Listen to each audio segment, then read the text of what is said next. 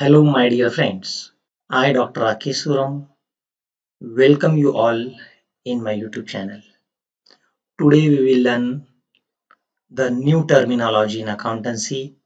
It is drawings. Dear student, the dictionary meaning of the drawing it is drawing, sketching. But in accountancy, the meaning of the drawings is little bit different. So let's see what is drawings. Drawings म्हणजे काय हे आज आपण पाहणार आहोत. विद्यार्थी मित्रांनो, सर्वात प्रथम आपण ड्रॉइंगची अर्थ पाहणार आहोत. An amount or goods withdrawn by the proprietor. Proprietor म्हणजे कोण? मालक. एकल व्यापाऱ्यामध्ये एक व्यक्ती त्याचा मालक असतो. भागीदारी संस्थेमध्ये दोन किंवा दोन पेक्षा जास्त मालक असतात, त्यांना आपण भागीदार म्हणतो. So drawings means an amount or goods withdrawn by the proprietor for his private or personal use. It is termed as drawings. आता drawings म्हणजे काय? जो व्यक्ती व्यापारी, एकल व्यापारी, भागीदारी संस्थेतला भागीदार व्यवसाय करतो, त्याला नफा होतो आणि त्या नफ्यातून काही पैसे तो वैयक्तिक कारणासाठी, वापरासाठी विथड्रॉ करत असतो.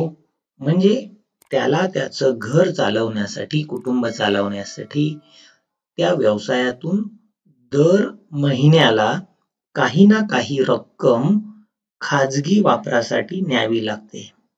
त्याला आपण ड्रॉइंग्स असं म्हणायचं. So drawings means the amount or goods withdrawn by the proprietor for his private or personal use. म्हणजे खाजगी कारणासाठी, वैयक्तिक कारणासाठी व्यवसायातून वस्तू किंवा पैसे काढणे. The cost of using business assets. कधी कधी असं होतं, आपल्या व्यवसायाच्या नावावर असलेली संपत्ती आपण खाजगी कारणासाठी वापरतो. The cost of using business assets for private or domestic use is also called as drawings. उदाहरणार्थ, आपल्या व्यवसायामध्ये आपला जर ट्रॅव्हलिंगचा बिझनेस असेल, ट्रान्सपोर्टचा बिझनेस असेल, या ट्रान्सपोर्टमध्ये आपल्याकडे जर कार असेल, तर ती कार आपण खाजगी कारणासाठी वापरत असेल तर त्याला आपण ड्रॉइंग असं म्हणायचं.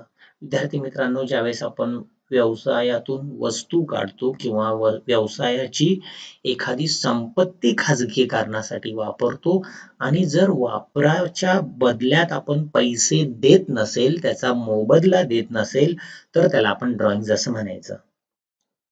Let's see the another meaning. Use of business car for domestic use or use of business premises for residential purpose. It is also called as drawing. आता ड्रॉइंग म्हणजे काय? आता या चित्रामध्ये तुम्हाला इथे एक दुकान दिसतंय, वरती घर दिसतंय. आता ही दुकानाची जागा असेल, व्यवसायाची जागा असेल, पण तुम्ही ते राहण्यासाठी वापरत असेल, त्याला आपण ड्रॉइंग असं म्हणायचं. किंवा acquiring the personal assets with business funds. म्हणजे व्यवसायाच्या पैशातून तुम्ही वैयक्तिक काही असेट्स, म्हणजे तुम्हाला घरामध्ये टीव्ही पाहिजे, पैसे तुमच्याकडे नाही, तुम्ही व्यवसायातून ते पैसे दिले, म्हणजे तिथे तुमचं काय झालं, भांडवल कमी झालं. So dear students, drawings is opposite term to the capital. विद्यार्थी मित्रांनो, कॅपिटल म्हणजे काय? व्यवसायात भांडवल आणणे, पैसे आणणे, आणि ड्रॉइंग त्याच्या विरुद्ध आहे. ड्रॉइंग म्हणजे व्यवसायातून पैसे काढणे, भांडवल कमी करणे. See the examples of drawings. An amount withdrawn by the proprietor. एकल व्यापारी किंवा भागीदार भागीदारी संस्थेतून, व्यवसायातून दर महिन्याला एक ठराविक रक्कम 10,000 रुपये खाजगी कारणासाठी काढत असेल, त्याला आपण ड्रॉइंग असं म्हणायचं. Goods taken by the proprietor for domestic use. तुमचं किराणा दुकान असेल किंवा स्टेशनरीचं दुकान असेल, तुमच्या घरी किराणा जर लागत असेल, ग्रोसरी लागत असेल, तर ती ग्रोसरी तुम्ही काय करता, व्यवसायातून तुमच्याच दुकानातून तुम्ही घेऊन जाता परंतु पैसे देत नाही.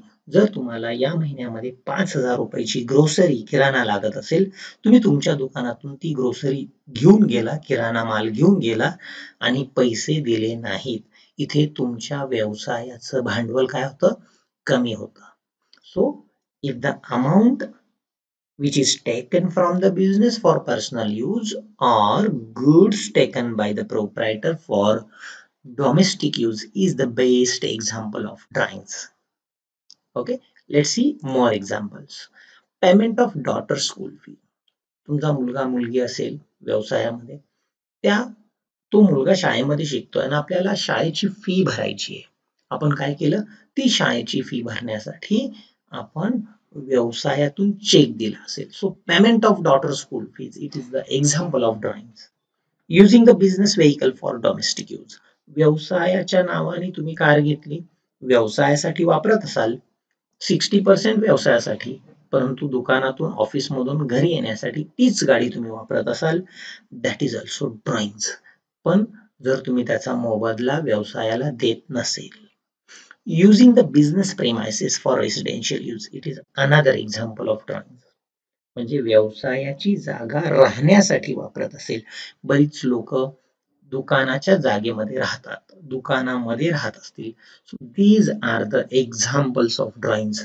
विद्यार्थी मित्रांनो, मागचे अकाउंटिंग टर्म्सचे सर्व व्हिडिओ पुन्हा एकदा तुम्ही पहा, याचे नोट्स तुम्ही लिहून ठेवा, जेणेकरून आपल्याला नवीन चॅप्टर सुरू करताना, जर्नल एंट्री सुरू करताना हे सर्व टर्म्स रिपीटेडली मी तुम्हाला सांगणार आहे, तुम्ही ऐकणार आहात आणि जर्नल एंट्रीज करताना पुन्हा तुम्हाला हे सर्व रिकॉल करणं आवश्यक आहे. विद्यार्थी मित्रांनो, आजचा व्हिडिओ तुम्हाला कसा वाटला मला कमेंट बॉक्समध्ये अवश्य लिहा. आवडला असेल तर जास्तीत जास्त विद्यार्थ्यांपर्यंत माझं चॅनल शेअर करा. धन्यवाद. Bye bye.